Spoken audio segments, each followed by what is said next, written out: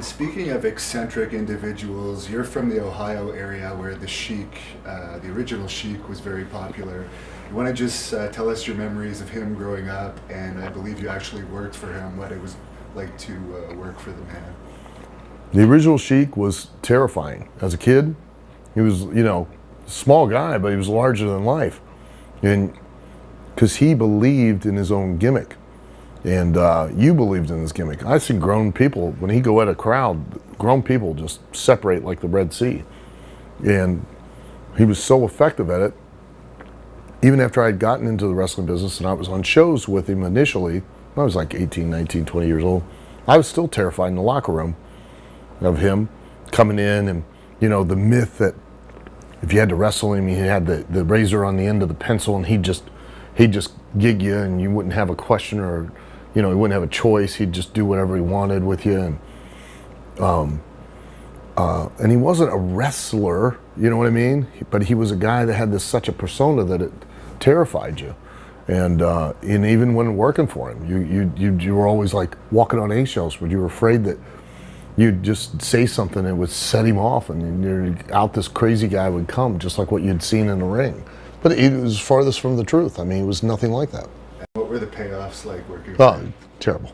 But what I understand now. At the time when I was that age, I didn't understand it as well as I do now. And that is that your value is based on what your potential of selling tickets is, and that's it.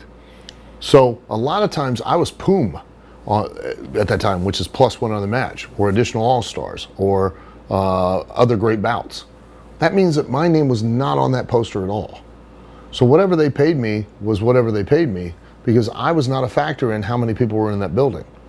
Do you understand? It's not like today everybody believes, well, I trained and I've paid my dues and I'm entitled to. You're not entitled to shit. Make that perfectly clear. You're not. Just because you're a wrestler and you're good doesn't mean anything. You serve one of two purposes in this business. You're either the thing that sells tickets or you're one of the things that helps sell tickets. There is no third option. So if your name's not even featured on the poster, how much of a factor were you in how many people attended that show? Well, then what percentage do you deserve of that house? Right. So, payoffs when I first started were abysmal. I mean, I couldn't afford, they used to have these things called Stewart sandwiches that they were horrendous, that you get in a gas station, and they were cold. They were terrible warm. They were even worse cold, okay? And back then, and I'm dating myself, but they didn't have microwaves in gas stations like they do now. So, I learned how to take a Boy Scout mess kit and some muffler tape, and I would put those sandwiches and other food items in the Boy Scout mess kit because they were like 50 cents. That's all I could afford. And then you'd put it on the manifold of the car and you'd drive for a little while and you heat the sandwich up. I called it the barbecue. That was the only way I could eat. So otherwise I ate cold food or I didn't eat anything. And